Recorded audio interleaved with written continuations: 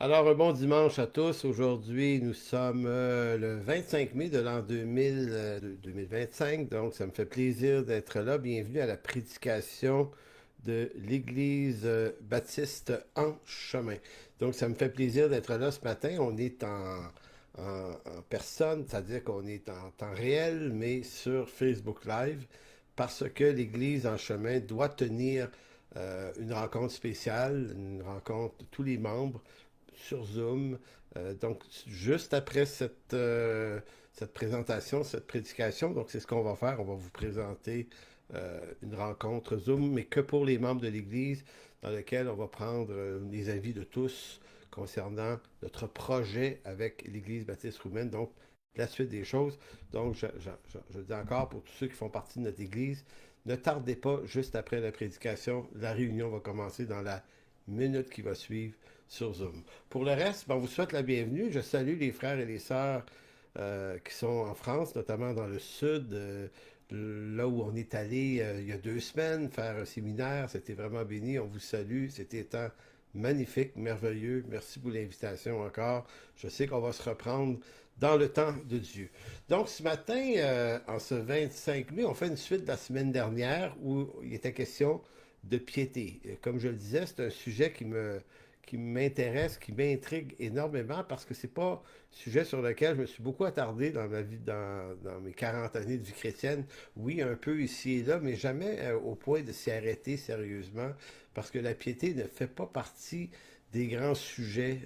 Et pourtant, ça fait partie de la réalité chrétienne, c'est même un fondement parmi les plus importants. Donc, quand on parle de piété ici, on parle de tout ce qui est du domaine de la vie, de la communion avec Dieu. Donc tout ce qui est la vie intérieure, la vie secrète, c'est c'est notre vie d'étude, c'est notre vie de prière, c'est notre vie de repentance aussi, c'est l'intimité avec Dieu. J'ai comparé ça à un iceberg la semaine dernière. Donc c'est la partie sous l'eau qui est une masse énormément plus grande que la partie qui émerge au-dessus de l'eau. Donc la qualité de ce qui émerge dépend de la quantité de ce qui immerge sous l'eau. Donc un croyant qui ne travaille pas, qui ne fait pas s'approfondir dans la piété, va avoir une connaissance de Dieu qui est extrêmement superficielle, très approximative, et ça, ben, ça va donner une vie chrétienne très approximative également, d'où l'importance de la piété.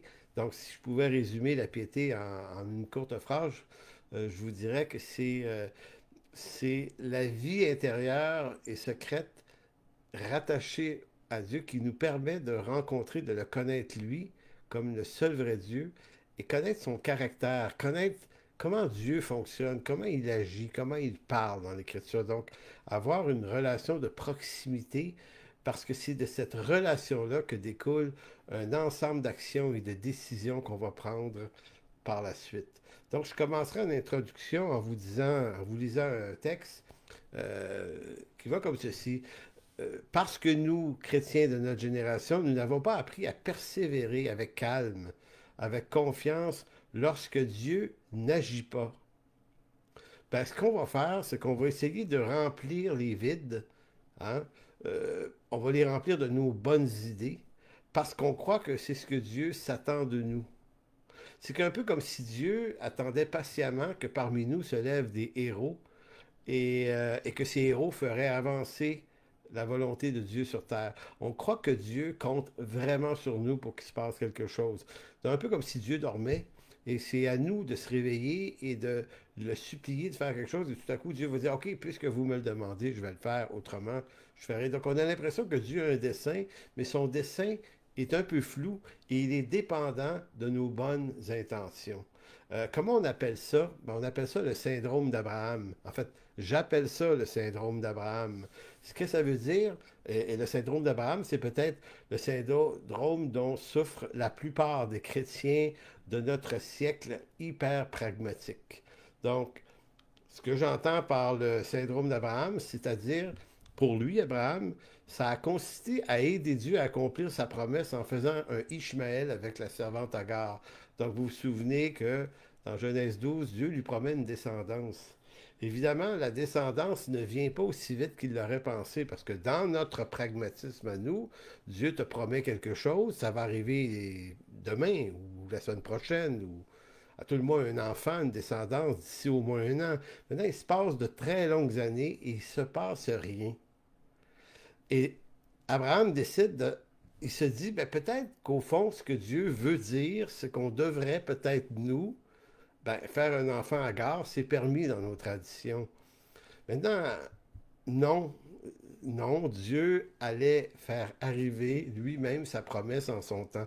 Donc le syndrome d'Abraham, c'est quand on essaie d'aider Dieu à faire son œuvre en pensant que notre petit coup de pouce va vraiment faire avancer les choses. Donc par ignorance de la saine doctrine, voire de la saine piété que produit l'Écriture, on croit que s'il ne se passe rien en ce moment, ben ça doit être de notre faute. Parce qu'il y a des moments comme ça dans nos vies personnelles où Dieu semble silencieux et ça peut s'étirer sur des mois et des années. Et ça peut aussi que dans une église, votre église qui est quelque part depuis plusieurs mois, un an ou deux, il n'y a pas beaucoup de croissance. C'est de la persévérance dimanche après dimanche, semaine après semaine.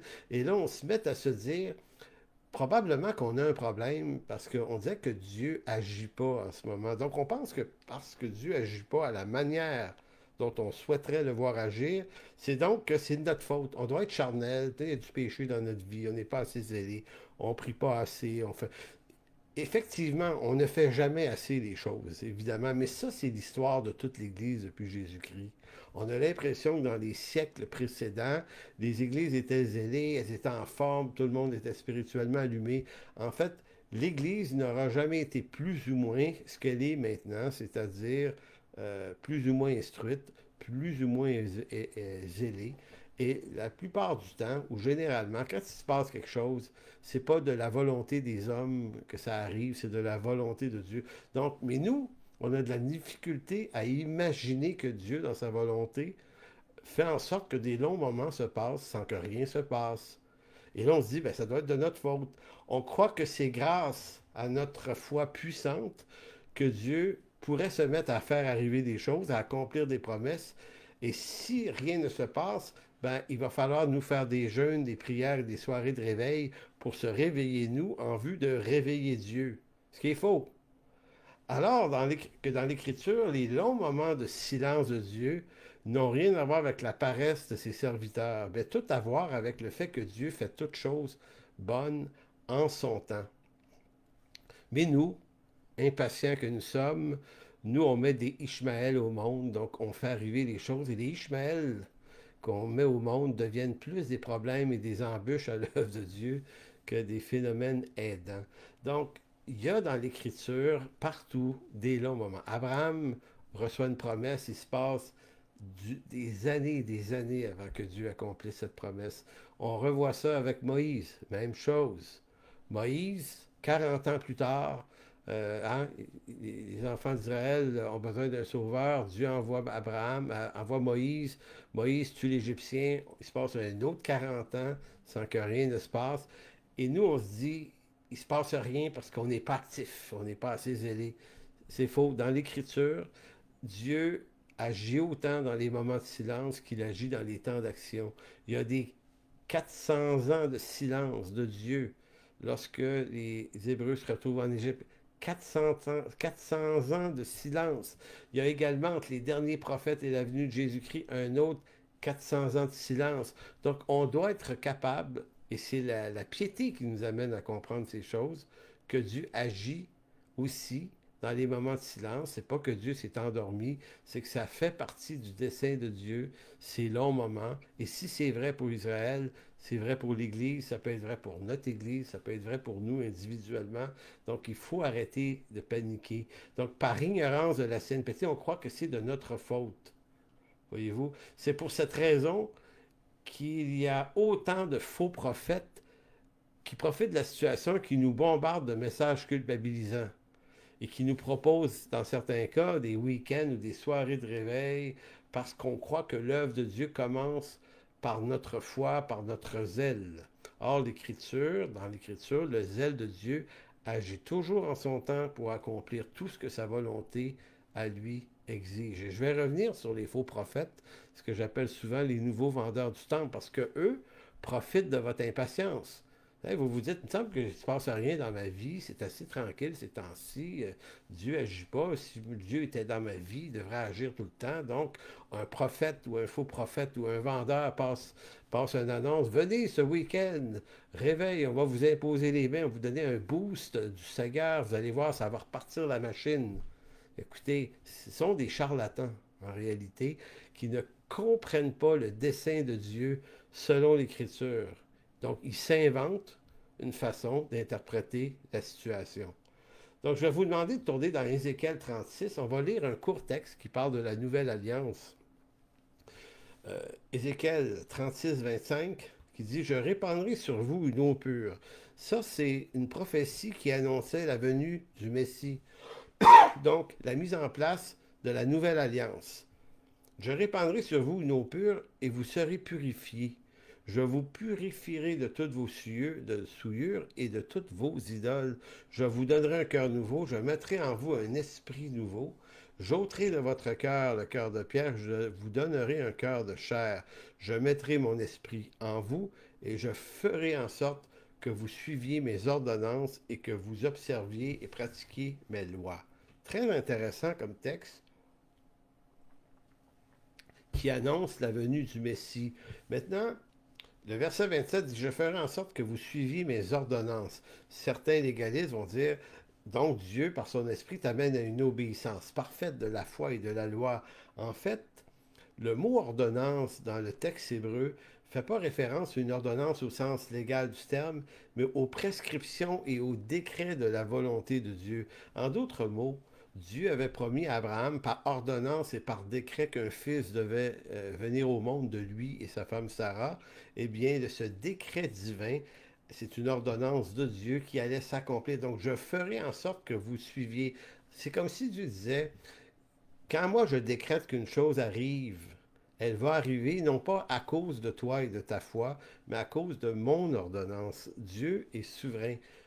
Pourquoi c'est intéressant, ce texte-là? C'est parce que ça nous dit que s'il y a des moments de silence dans ta vie, c'est pas parce que tu es nécessairement si charnel que ça, bien qu'on est à peu près toujours en manque de zèle, on peut être ce que qualifié, on peut regarder à toute notre paresse, puis nos incompétences, puis nos faiblesses, évidemment, mais ça a toujours été comme ça. C'est le rendement de l'homme dans sa condition. Maintenant, Dieu n'agit pas sur votre zèle. Dieu agit sur son zèle à lui. Et lorsque le Seigneur décide de faire une œuvre et de mettre en place un de ses décrets tels qu'il promet, ben, que vous soyez un peu plus ou un peu moins zélé dans ce bout-là de votre vie, il va le faire quand même. Dieu fait sa volonté en son temps. Donc, c'est pas Abraham qui s'est appelé lui-même, c'est pas Moïse qui s'est appelé lui-même, c'est pas Noé qui s'est appelé lui-même, ni David, ni Joseph, ni Josué, nommez-les tous. Ils sont tous été surpris par le Seigneur qui un jour leur dit, viens, je t'appelle. Ah oui, oui, mais il me semble que je ne suis pas équipé, là, Seigneur, pour faire ta volonté. Tu n'as pas besoin d'être équipé pour faire ma volonté. Je vais faire en sorte que tu fasses ma volonté parce que c'est moi qui décrète les choses. Donc, c'est pour ça que quand j'entends des chrétiens commencer à décréter eux-mêmes des choses, je me dis, vous n'avez pas compris l'Évangile ni la Nouvelle Alliance. Donc, j'enfile sur une autre lecture. Puisque les acquis de la Nouvelle Alliance en Jésus-Christ ne sont que très peu enseignés et donc presque jamais assimilés dès le début de notre jeune vie chrétienne, bien, ça fait en sorte que de nombreux chrétiens amorcent leur marche avec Dieu comme s'ils devaient gravir les falaises vers les hauts sommets de la sainteté en vue qu'un jour ils puissent se dire ben, je suis enfin un plus que vainqueur. J'ai vu, moi, des week-ends organisés. On va vous dire en fin de semaine, là, les 8 clés ou les 4 clés pour être un plus que vainqueur. Ce qui est faux. Vous n'êtes pas plus que vainqueur par vos accomplissements. Vous êtes plus que vainqueur par Jésus-Christ. C'est déjà accompli. Donc, si les acquis de la Nouvelle Alliance ne sont pas instruits, assimilés et enseignés, ben, un jeune chrétien a l'impression que sa vie chrétienne commence en bas d'une montagne et qu'un jour, s'il est plus que vainqueur, il va arriver en haut de la montagne. Et c'est là que on est trompé parce que notre vie chrétienne ne commence pas en bas de la montagne, mais elle commence tout en haut de la montagne, là où en partant, on est déjà déclaré plus que vainqueur, selon Romains chapitre 8. Donc, mais si on n'a pas cette instruction-là, écoutez, j'ai rencontré un jeune homme il n'y a pas tellement longtemps qui me disait, fait plusieurs années qu'il est sauvé, il va dans une église, puis il est toujours pas sûr d'être sauvé parce que ses émotions, puis sa vie, puis il y a des affaires pas nettes dans sa vie. Et là, je discute avec, puis il n'a jamais entendu parler de la nouvelle alliance. Pas clair, ça, pour lui. Il sait juste qu'il a donné sa vie à Jésus, il a été pardonné, puis maintenant il est sauvé, puis il va au ciel. Ça fait des années. À son église, on l'entretient dans comment devenir ceci, comment ne plus être cela, puis c'est juste des pep talks. Je dis, il n'y a pas de théologie, on dirait. Il n'y a pas de fondement dans sa vie. Donc, ce jeune homme-là était déstructuré. Puis pourtant, c'était pas un nouveau croyant. Puis moi, je rencontre des chrétiens de 10 ans, 15 ans, 20 ans qui n'ont pas encore reçu ou compris le fondement parce que les églises n'enseignent plus les fondements de la foi en vertu des alliances, mais sont toujours en train d'entretenir par des pep talks, hein, des messages positivistes pour essayer comment bien se sentir. Donc, ce qui arrive avec ça, c'est que dans leur parcours, ben, si on n'a pas des bons fondements, ben, on rencontre des nouveaux vendeurs du temple qui vont essayer de vous vendre des forfaits. Ils vous proposent des forfaits de puissance, des forfaits d'onction, des forfaits de surnaturel, euh, en vue, et tout ça, on vous le propose en vous faisant croire que ces bénédictions que vous aurez si vous allez à leur événement, ou si vous achetez leur livre ou leur série, c'est des forfaits qui vont vous aider à gravir la montagne pour atteindre les objectifs de Dieu pour votre vie. C'est comme si on vous disait, t'es sauvé, mais t'as pas ce qu'il faut, il t'en manque. Puis nous, ce qui te manque, on va te le donner, on va te le vendre. Puis là, un jour, tu vas être un plus que vainqueur.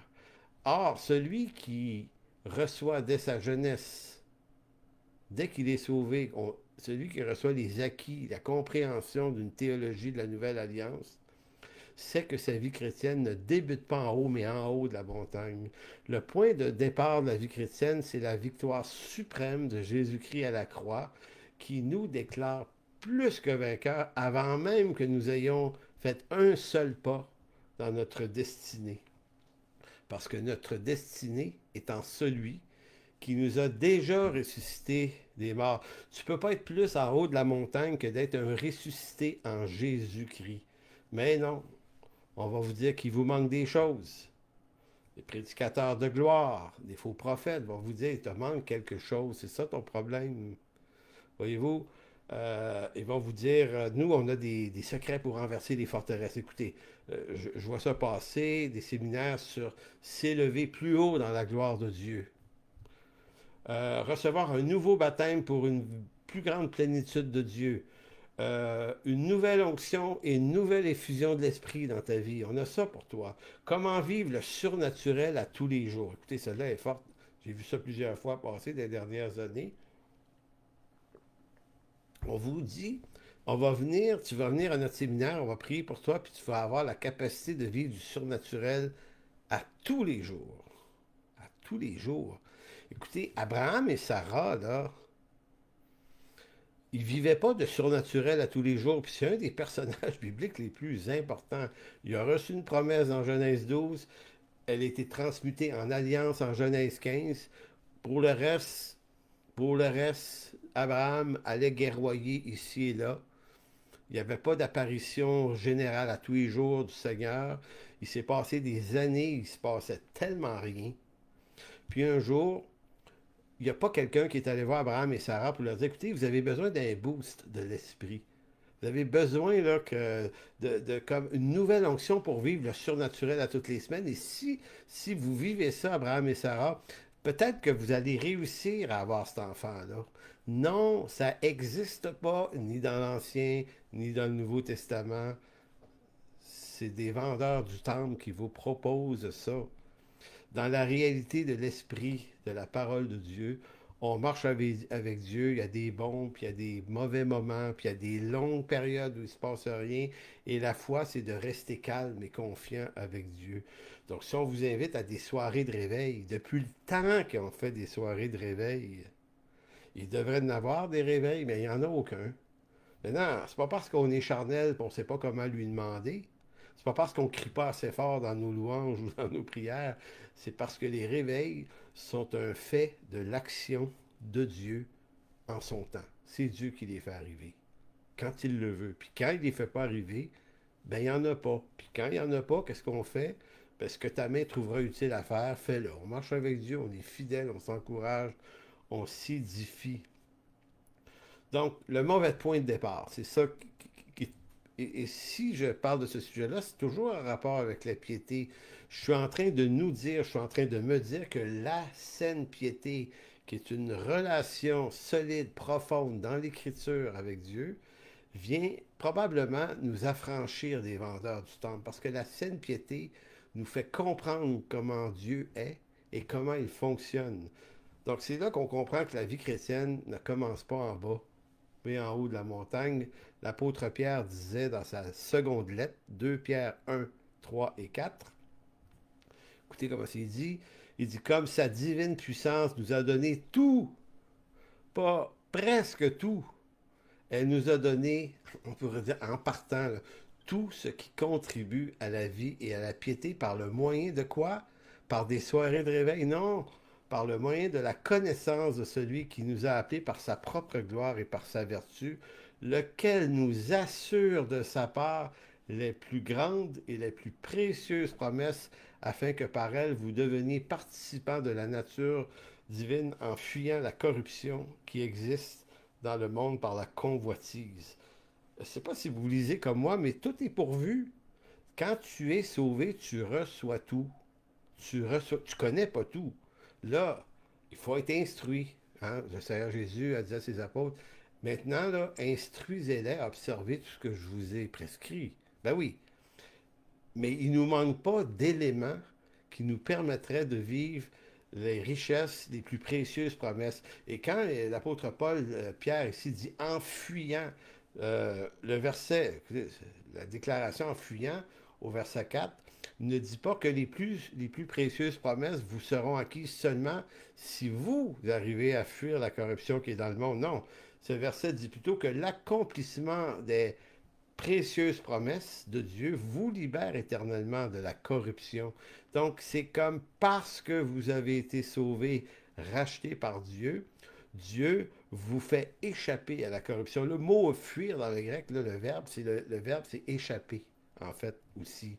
Donc, c'est comme si Pierre disait, c'est sa nature divine qui nous fait échapper à la corruption qui existe dans le monde. Ça ne signifie pas que dans notre humanité, elle ne nous atteint pas parfois. Au contraire, elle nous atteint souvent. Mais dans notre réalité éternelle, c'est terminé. C'est fini. C'est accompli. Sinon, certains essaieront de vous dire, mais ce qui te manque, c'est peut-être l'obéissance de la loi, les prescriptions de la loi. Maintenant, si vous voulez arriver à avoir une vie chrétienne par les règlements de la loi mosaïque, ben, je vais vous lire un court texte, Lévitique 18, 4 et 5. J'en choisis un parmi plusieurs. Écoutez bien, qu'est-ce qui doit être fait par vous si vous voulez y arriver par la loi. Maintenant, Moïse disait dans Lévitique 18, 4, vous pratiquerez mes ordonnances et vous observerez mes lois. Vous les suivrez, je suis l'Éternel votre Dieu. Vous observerez mes lois et mes ordonnances. L'homme qui les mettra en pratique vivra par elles. Je suis l'Éternel.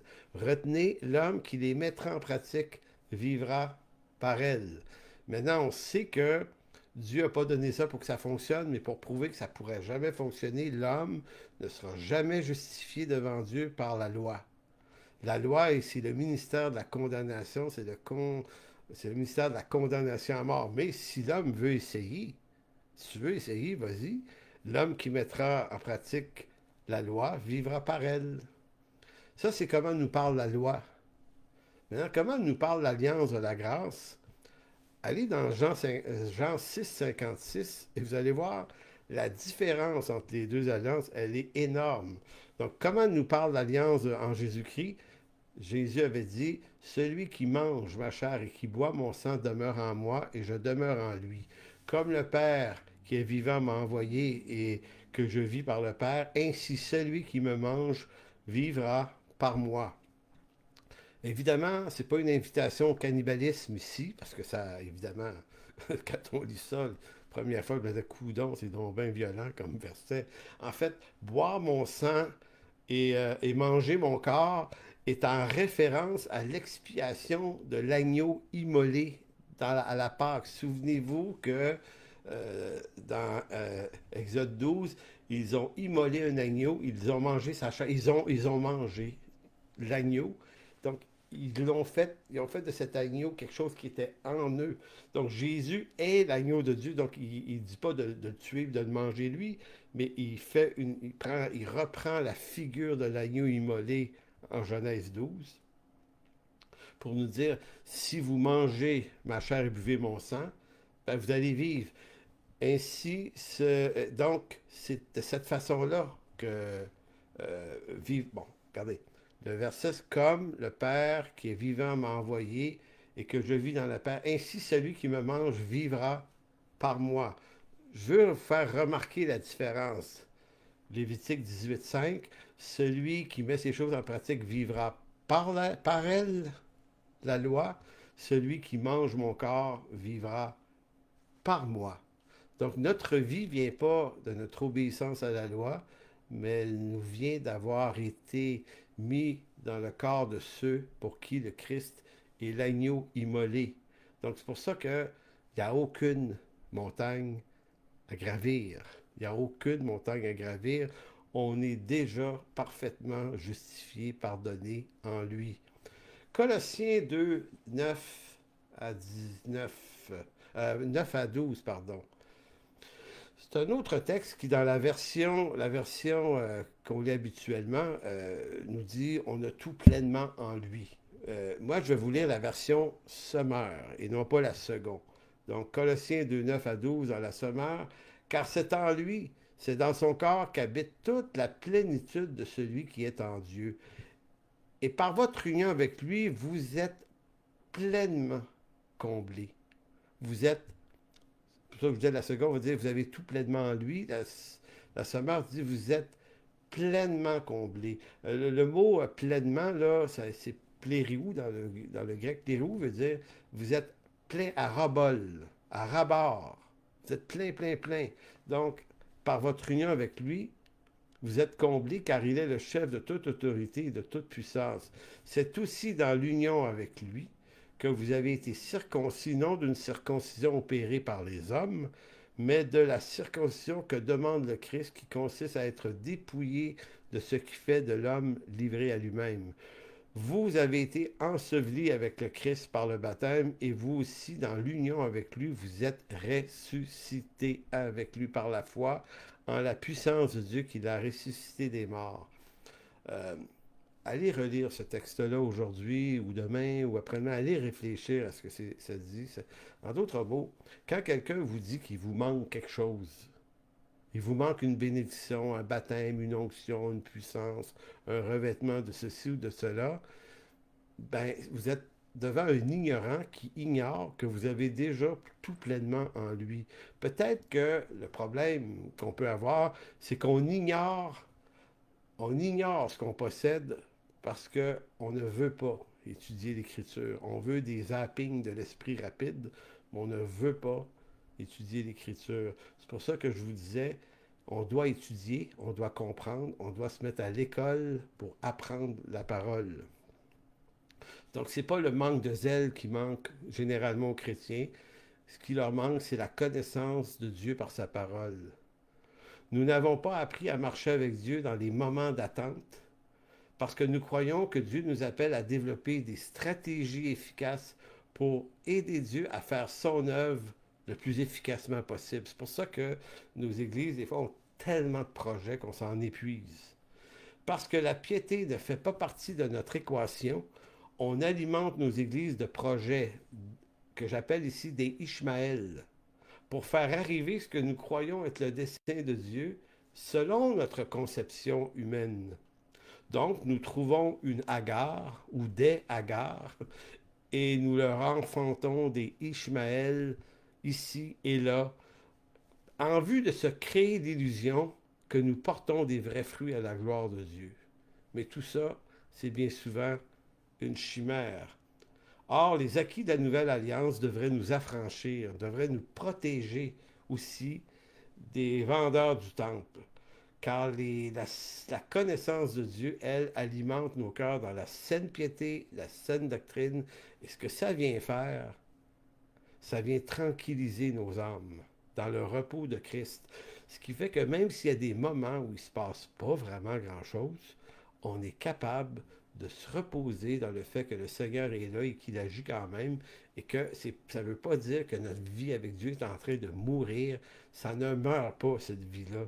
C'est pas pour rien que dans Ésaïe, chapitre 30, verset 15, déjà le Seigneur adressait cette exhortation à son peuple d'Israël en disant: car ainsi a parlé le Seigneur, l'Éternel, le Saint d'Israël, c'est dans la tranquillité et le repos que sera votre salut. En d'autres mots, salut au sens de votre délivrance. C'est dans le calme et la confiance que sera votre force, mais vous ne l'avez pas voulu. Et je pense qu'il y a une bonne partie de nous en ce moment qui ne le veut pas non plus, puisque, puisque on est des work alcooliques en pensant que plus on forge des bonnes idées, des stratégies, plus Dieu. C'est comme si on avait l'appel de réveiller Dieu. Donc, il faut redévelopper une saine piété. Une saine piété, là, ça porte les fruits suivants. Là. La piété, c'est ce qui nous amène à savoir attendre en silence le secours de l'Éternel. Ça nous amène à être capable de persévérer dans les longs moments de silence de Dieu. Ça nous permet de demander pardon. Tu sais, c'est un fruit de la piété. Là. Demander pardon aux gens qu'on offense. Moi, une personne qui ne sait pas reconnaître ses fautes et les réparer, peu importe qu'elle aurait une connaissance titanesque de la saine doctrine, le fruit de la piété, ça rend les croyants humbles et capables de confesser leurs fautes. La piété, c'est de savoir vivre en secret. Nos aumônes, nos bonnes œuvres. C'est servir Dieu dans les petites choses sans être absolument vu de tous les hommes. C'est choisir la bonne part comme Marie. Maintenant, la piété, c'est un ensemble de fruits que Dieu produit dans nos vies et qui enrichit notre vie comme dans l'iceberg. C'est ce qui est immergé sous l'eau. C'est là que la richesse s'accumule. Personne autour de nous le voit. Ce n'est pas propulsé, c'est pas publicisé. On n'a pas besoin d'en faire autant pour être remarqué de tout le monde. C'est une richesse riche et solide. Je terminerai en concluant par l'idée suivante. Euh, pour beaucoup de chrétiens, malheureusement, le salut là, leur est obtenu, leur est présenté comme si... je ne sais pas si vous avez déjà acheté une voiture, là. Vous avez sûrement déjà acheté des voitures. Vous savez, il y a toujours le modèle de base. Tu sais, on achète une voiture, mais là, on te dit, tu n'as pas les options. À tel prix, tu n'as pas les options. C'est un modèle de base. Donc, il n'y a pas les sièges chauffants, il n'y a pas l'air conditionné, il n'y a pas le démarreur à distance. Tu as le steering, les pédales, le moteur, puis c'est tout. Puis les flashers, très important. On te donne ce qui est de base. Mais là, si tu veux avoir les options supplémentaires qui te donnent du confort et plus de performance, là, on va te dire, ben là, ça va coûter un peu plus cher. Ben, je prends cette illustration-là pour montrer que de la façon dont beaucoup de chrétiens considèrent leur vie chrétienne, c'est un peu comme si on te disait, oui, t'es sauvé, t'as reçu Jésus dans ton cœur, ouais, t'as pardonné, fais ci, fais ça. Oui, oui, la base, la base. Mais là, si tu veux de la puissance, par exemple, ça, c'est un autre événement. Si tu veux, il te faut un autre baptême de l'esprit aussi. Il te faut une nouvelle onction. Il te faut. Et là, nous, on va te vendre ça. Nous, on va faire des événements, puis toutes les options, tu vas les avoir par après. C'est grossier comme exemple, je sais bien. Mais c'est comme ça que beaucoup de croyants considèrent la marche avec Dieu. Donc, tu n'as pas tout pleinement en Christ, tu as juste un modèle de base. Maintenant, nous, on va t'amener les options. Donc, c'est ainsi que je veux conclure ce matin sur cette idée de la piété, parce que c'est là que je me rends compte à quel point la piété, dans la saine doctrine biblique, crée une culture d'ignorance qui nous rend fragiles à tomber dans tous les pièges des vendeurs du temple et des gens de la prospérité qui vous promettent mille et une bénédictions à travers leur ministère, alors que ce que vous avez besoin, là, essentiellement, si Christ vit dans vos cœurs, vous avez besoin d'une saine instruction biblique dans une bonne église locale qui va avoir des bergers qui vont vous enseigner la saine doctrine et qui vont vous former à avoir de la stabilité, une relation de piété avec Dieu pour vivre les choses dans le climat de Dieu et non pas dans le climat effréné d'un monde, un monde de fou dans lequel on est, où on a l'impression qu'il faut toujours produire, pour avoir de la croissance, pour être occupé, comme si la vie, c'était d'être occupé, alors que la vie chrétienne se vit beaucoup dans le calme et le repos. Alors merci Père de bénir ce temps ce matin. Merci pour ta bonne parole, merci pour la saine doctrine, merci pour toutes ces choses que tu nous donnes en abondance, Seigneur, par ta grâce. Et Seigneur, on veut apprendre à te faire confiance et marcher par la foi dans le fait que ce à quoi tu nous appelles, ce à quoi tu nous appelles, c'est toi qui vas le faire, Seigneur.